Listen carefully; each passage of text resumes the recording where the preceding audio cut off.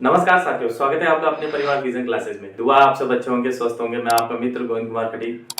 साथियों, हम क्लास 10 विज्ञान का चैप्टर नंबर 3 धातु एवं अधातु पढ़ रहे थे। उसमें हमने लास्ट टॉपिक पढ़ा था धातुओं के रासायनिक गुणधर्म। उसमें हमने पहला रासायनिक गुणधर्म देख लिया था, जब धातुएं जल से अभिक्रिया करती है तब क्या क्या उत्पाद बनते हैं और अभिक्रियाओं में क्या क्या होता है। आज हम सेकंड गुणधर्म पढ़ने वाले हैं, जब धातुएं अम्ल से अभिक्रिया करती है तब हमें क्या क्या उत्पाद मिलते हैं। तो स्टार्ट करते हैं आज का टॉपिक, धातुओं की अम्ल से अभिक्रिया। धातुओं की अम्ल से अभिक्रिया।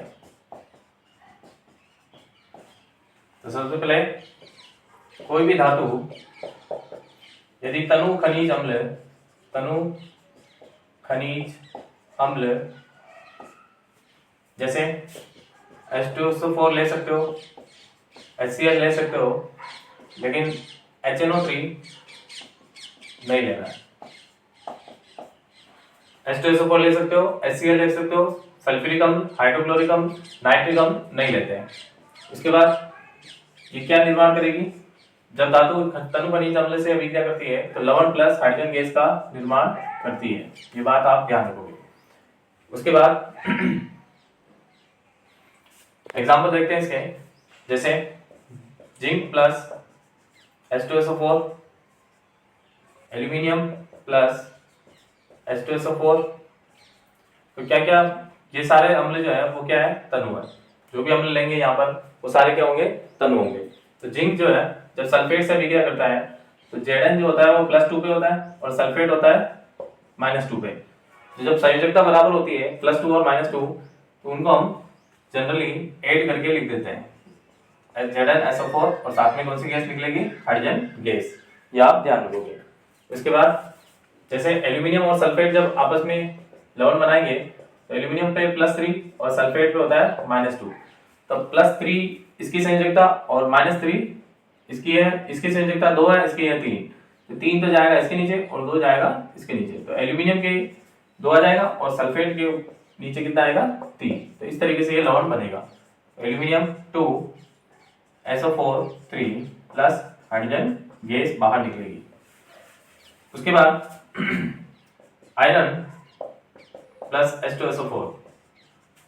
तो यहाँ पर देखो आयरन Fe जो होता है +2 पे होता है और सल्फेट किस पे होता है, -2 पे।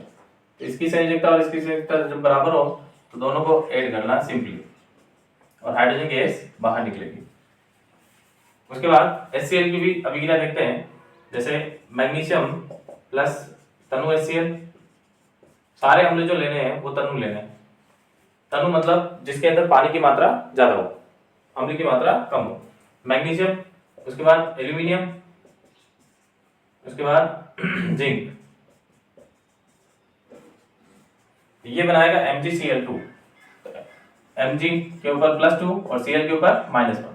तो यहाँ पर ये संयोजकता इसके नीचे और 1 वाली इसके नीचे। तो 1 वाली को हम लिखते नहीं है, तो इसके लिए क्या हो जाएगा, Mg और Cl के नीचे 2। तो इस तरीके से MgCl2 का निर्माण होगा और यहाँ पर हाइड्रोजन गैस बाहर निकलेगी। एल्यूमिनियम क्लोराइड, एल्यूमिनियम के ऊपर होता है +3, Cl के ऊपर -1। 1 जाएगा इसके नीचे और 3 जाएगा इसके नीचे। तो यहाँ पर 1 लिखते नहीं है और Cl3 AlCl3 plus hydrogen gas बाहर निकलेगी। इसी तरीके से जिंक जो है ZnCl2 और हाइड्रोजन गैस बन के बाहर निकालेगी। तो ये सारी जो अभिक्रियाएं हमने लिखी है, ये सारी अभिक्रियाएं क्या है, उष्मा क्षेपी अभिक्रियाएं। ये सारी अभिक्रियाएं उष्माक्षेपी अभिक्रिया है। उष्माक्षेपी अभिक्रिया है। ये पता कैसे चलेगा कि कौन सी अभिक्रिया जो है वो ज्यादा उष्माक्षेपी होगी, और मतलब इन सभी ये जो जितनी भी अभिक्रियाएं हमने लिखी हैं इन सब में उष्मा की प्राप्ति होती है, इसलिए इनको हम क्या बोलते हैं, उष्माक्षेपी अभिक्रिया। जहां से उष्मा निकलती हो वो सारी उष्माक्षेपी अभिक्रिया कहलाती हैं। अब इनमें एक क्वेश्चन यहाँ पर पूछते हैं कि इनमें से सबसे ज्यादा उष्माक्षेपी अभिक्रिया कौन सी है। तो इसका पता कैसे करेंगे अपन, सक्रियता श्रेणी से। तो सक्रियता श्रेणी आपको याद होनी चाहिए, सक्रियता श्रेणी। तो सक्रियता श्रेणी में potassium, sodium, calcium, magnesium, aluminium, zinc, iron, lead, hydrogen, copper, mercury, silver और एयू सोना, और नीचे लास्ट में आएगा पीटी। तो ये सारी आपको याद होनी चाहिए। तो इसको याद कैसे करेंगे?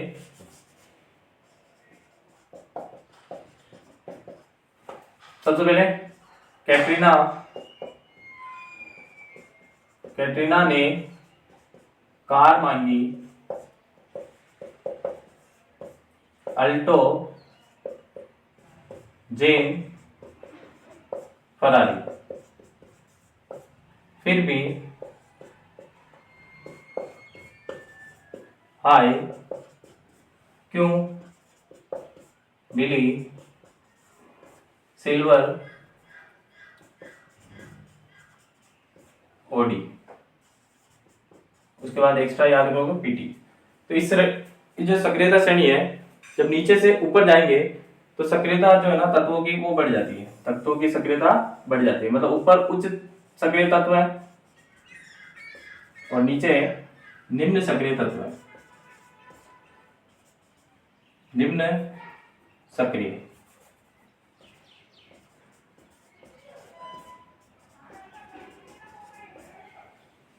और Hg को हम क्या बोलते हैं? मरकरी। Hg को क्या बोला जाता है? मरकरी। ये बात आप याद रखो। तो यहां पर सक्रियता श्रेणी में जो धातु ऊपर की तरफ है वो अधिक ऊष्मा उत्सर्जित करेगी और जो धातु नीचे है वो कम ऊष्मा उत्सर्जित करेगी। तो अब यहाँ पर अगर कंपैरिजन करें तो मैग्नीशियम, एल्यूमिनियम और जिंक। मैग्नीशियम सबसे ऊपर है, फिर एल्यूमिनियम उसके नीचे है, फिर जिंक सबसे इसके नीचे है। तो सबसे ज्यादा जो ऊष्मा का उत्सर्जन होगा वो मैग्नीशियम में होगा, फिर एल्यूमिनियम में, फिर जिंक में। तो ये क्रम रहेगा ऊष्मा उत्सर्जन का इन अभिक्रियाओं में। तो ये सक्रियता श्रेणी से आप इसको पता कर सकते हो कि किस अभिक्रिया में ऊष्मा का उत्सर्जन ज्यादा होगा। तो एक बार इसको नोट करें, फिर आगे बढ़ते हैं। इसके बाद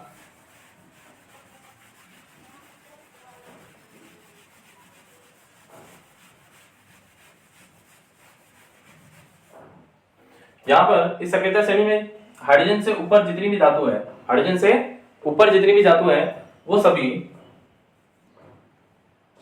अम्ल से अभिक्रिया करके क्या बनाएगी? हाइड्रोजन गैस बनाएगी। लेकिन हाइड्रोजन से नीचे जो भी धातु है वो अम्ल से अभिक्रिया करके हाइड्रोजन गैस नहीं बनाती है। तो यहां पर लिखेंगे इस पॉइंट को। पॉइंट क्या है? हाइड्रोजन से ऊपर धातुएं अम्ल से, तनु खनिज अम्ल से अभिक्रिया करके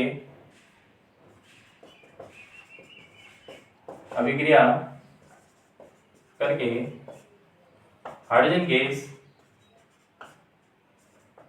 बनाती है। लेकिन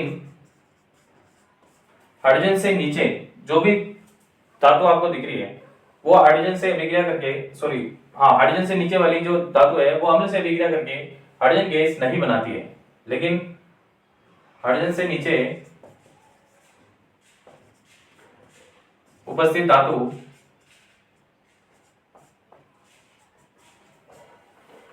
अम्ल से अभिक्रिया करके अम्ल से अभिक्रिया नहीं करती है। ये पॉइंट आप नोट करेंगे, इंपॉर्टेंट पॉइंट है।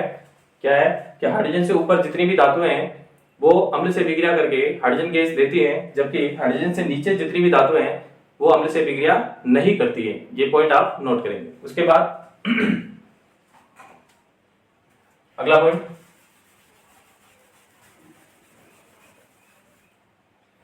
इसमें हमने लिखा है कि जब धातु तनु खनिज अम्ल में H2SO4 HCl से अभिक्रिया करती है तो लवण और हाइड्रोजन गैस देती है। लेकिन HNO3 से अभिक्रिया करके क्या हाइड्रोजन गैस मिलेगी या नहीं, हम चेक करते हैं। तो यहाँ पर एक क्वेश्चन बनता है। क्वेश्चन है HNO3 तनु HNO3 से धातु अभिक्रिया करके हाइड्रोजन गैस नहीं देते हैं। क्यों? क्या क्वेश्चन है? क्वेश्चन ये है कि जो नाइट्रोजन तनु नाइट्रोजन नाइट्रिक एसिड है, नाइट्रिक अम्ल है, वो धातु से अभिक्रिया करके हाइड्रोजन गैस नहीं देते हैं। ऐसा क्यों? ऐसा इसलिए क्योंकि ये जो HNO3 है एक प्रबल अम्ल है, प्रबल ऑक्सीकारक है, प्रबल ऑक्सीकारक है। ऑक्सीकारक क्या होते हैं? जो सामने वाले तत्व को ऑक्सीजन प्रदान करें। ऑक्सीकारक क्या होते हैं? जो सामने वाले तत्व को ऑक्सीजन प्रदान करें। तो यहाँ पर ये जो HNO3 है, ये जब अभिक्रिया होगी धातु से, तो जो हाइड्रोजन गैस निकलेगी उसको ये ऑक्सीजन प्रदान करेंगे और इसको जल में परिवर्तित कर देंगे। तो यहाँ पर HNO3 एक प्रबल ऑक्सीकारक है, अतः धातु से अभिक्रिया हाइड्रोजन गैस को ऑक्सीकृत करके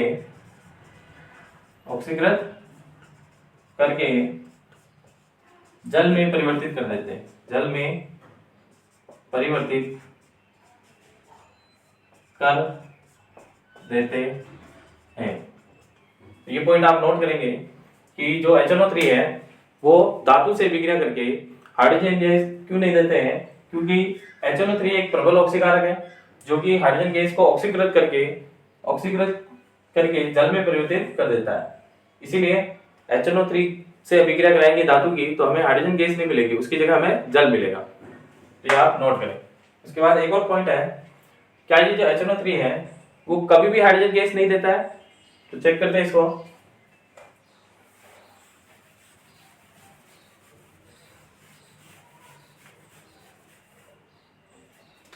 सेकंड क्वेश्चन अपना ये बनता है एग्जाम में, क्या HNO3 नाइट्रिक अम्ल हाइड्रोजन गैस नहीं देता है?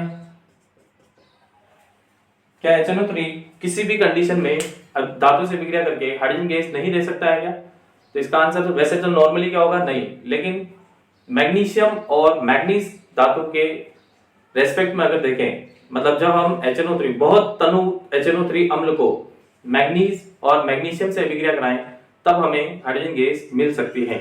तो इस पॉइंट को नोट करेंगे आप। कौन कौन सी धातु? मैग्नीशियम व मैग्नीज से बहुत तनु HNO3 अम्ल अभिक्रिया करके हाइड्रोजन गैस बनाता है। केवल किसकी उपस्थिति में? मैग्नीज व एक तो मैग्नीशियम और एक मैग्नीज, इन दोनों धातुओं की उपस्थिति में यदि बहुत तनु HNO3 से अम्ल से अभिक्रिया करें तो हमें हाइड्रोजन गैस मिल सकती है। बहुत तनु का मतलब यहाँ पर 99% तो पानी और 1% हमें क्या होना चाहिए? HNO3 होना चाहिए। जब 1% HNO3 और 99% पानी हो, इतना तनु होना चाहिए, तब ये मैग्नीशियम और मैग्नीज से अभिक्रिया करके क्या बनाता है? हाइड्रोजन गैस बनाता है। तो ये पॉइंट आप नोट करें। उसके बाद अगला पॉइंट अगला है एक्वारेजिया।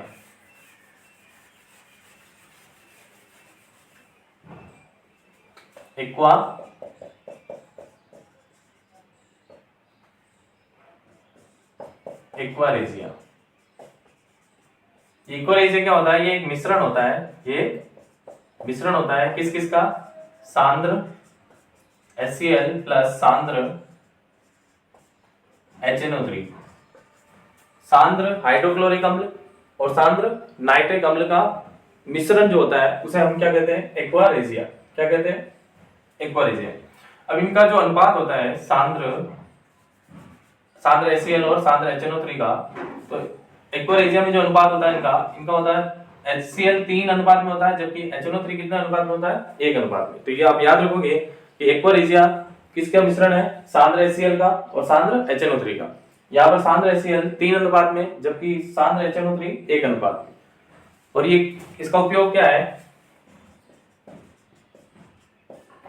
ये मिश्रण सोने व प्लेटिनम को गलाने में समर्थ है। जब भी किसी सोने के आभूषण व प्लेटिनम के आभूषण को पिघलाना हो तो हम इस मिश्रण का इस्तेमाल कर सकते हैं, एक्वारेजिया का। तो ये आज का अपना सेकंड टॉपिक कंप्लीट हो गया है, जिसका नाम था धातुएं जब खनिज अम्ल से अभिक्रिया करें तो हमें लवण और हाइड्रोजन गैस मिलती है। तब तक के लिए पढ़ते रहें। धन्यवाद। Thank you.